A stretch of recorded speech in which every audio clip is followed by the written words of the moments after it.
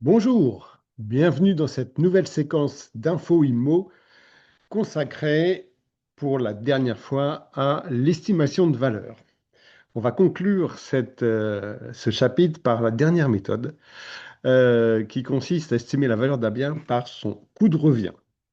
Pour, euh, pour commencer, très bref regard sur les fondamentaux du marché tels qu'ils ont évolué au cours du mois de novembre. Donc ces chiffres sont actualisés au 10 décembre, donc ça ne change pas sur l'équilibre.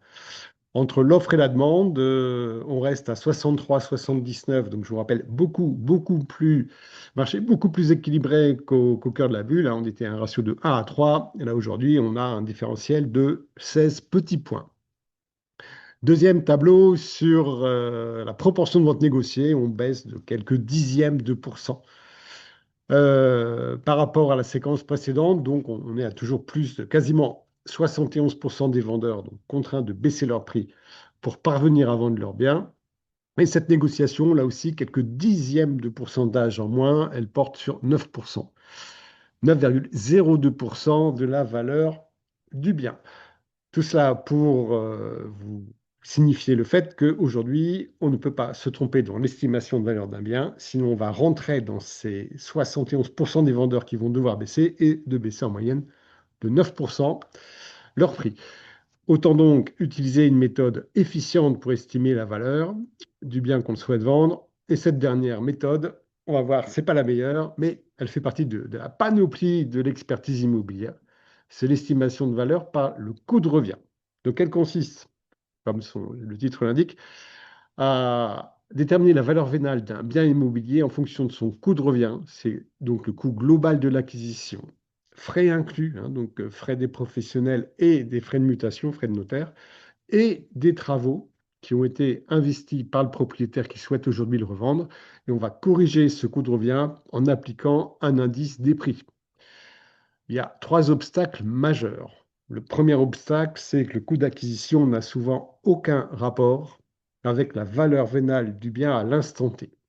Il y a plusieurs raisons. Première raison, eh bien, le vendeur actuel a pu réaliser une excellente affaire, tout au moins une bonne affaire lors de son acquisition, et il va alors bénéficier d'une plus-value importante.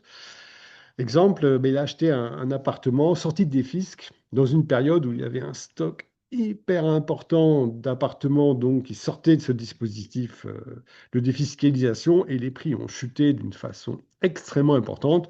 On peut dater cette période sur les années 2010-2017. Voilà. Donc, il y a des exceptions, hein, mais dans la majeure partie des cas, l'acquéreur qui a acheté un appartement dans cette période-là, un appartement donc studio T1, T2, va aujourd'hui réaliser une plus-value importante par rapport à son coût de revient.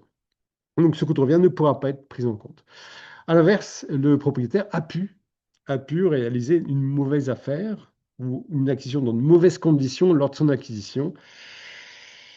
Exemple, alors, il y a aussi des exceptions, bien sûr, hein. Le propriétaire actuel a acheté son bien dans la période de bulle immobilière qui a frappé la Réunion dans les années 2020 à 2022.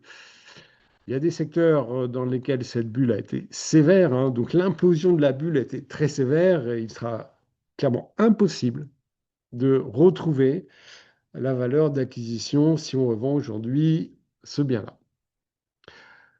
Il y a également un autre souci, c'est lorsque le vendeur, alors il a acquis son bien dans des marchés constants, mais dans un contexte très spécifique qui lui a fait accepter des conditions d'achat exceptionnelles et qui ne sont pas reproductibles.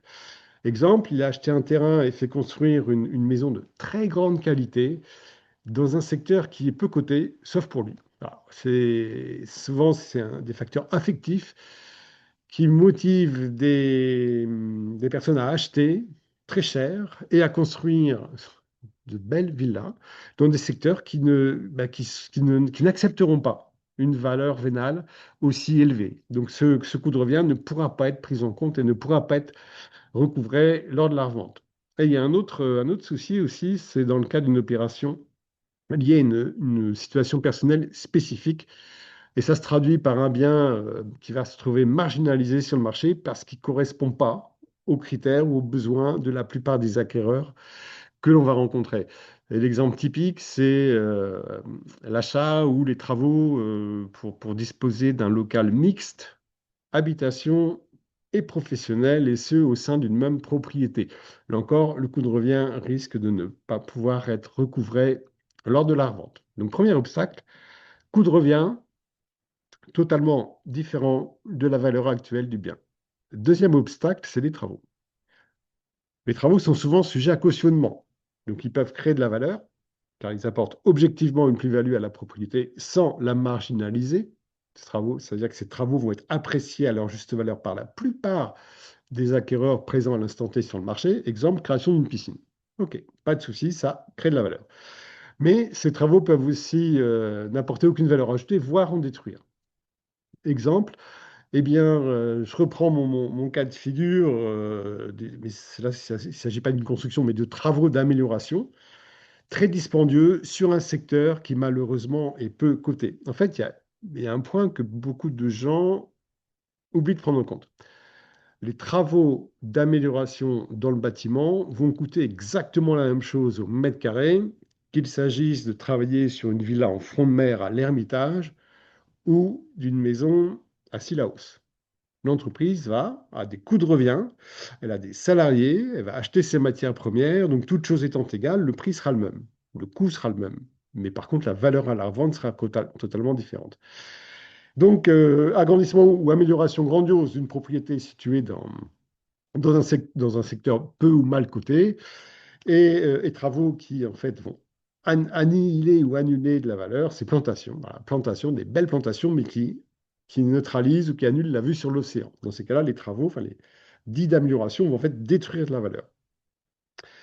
Donc, on voit que ces deux problématiques sont très ennuyeuses, sont difficiles à gérer, et pour peu qu'elles soient résolues. Donc, il y a eu un coût d'acquisition dans des conditions usuelles d'un marché constant, et des travaux qui apportent effectivement une plus-value objective à la propriété. Eh bien, il reste un obstacle très important qui, en fait, risque de réduire à néant ces deux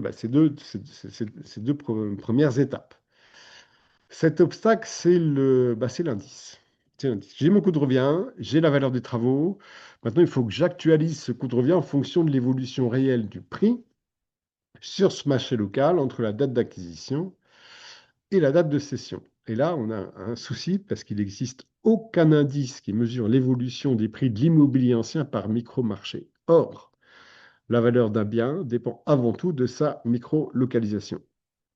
Exemple, sur la ville de Saint-Denis, eh bien, les quartiers de La Montagne et de Belle-Pierre ont connu des trajectoires extrêmement différentes depuis une dizaine d'années, au détriment de La Montagne, hein. Voilà. Eh bien, il n'y a aucun indice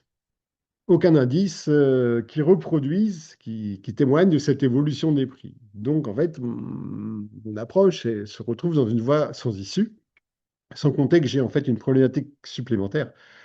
C'est que cette approche coût de revient plus travaux, elle va constituer un seuil de valeur non négociable pour la plupart des propriétaires qui auront eu la malchance de réaliser une acquisition dans des conditions défavorables et ou d'effectuer des travaux destructeurs de valeur. Plus concrètement, dans tous les cas où ce coût de revient sera supérieur à la valeur vénale du bien à l'instant T, le propriétaire refusera, refusera l'estimation et s'en tiendra à son coût de revient. Conclusion de ces séquences sur les méthodes d'estimation de valeur. Donc, cette dernière méthode doit être rejetée. Elle doit être rejetée, sauf il y a un cas où elle peut être acceptable, c'est pour les acquisitions récentes. Donc, pour estimer les biens qui ont été acquis récemment dans le cadre d'un marché constant, donc ni bulle, ni période difficile.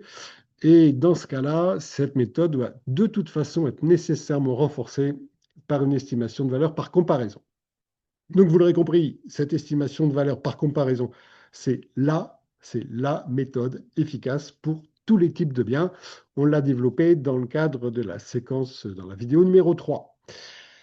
Juste une précision, pour rappeler que notre observatoire de l'immobilier met à disposition des propriétaires via les agences agréées sa base de données exclusive qui permet de mener des analyses par comparaison extrêmement efficientes. Donc cette base de données elle est alimentée en temps réel par les 122 agences immobilières agréées à La Réunion.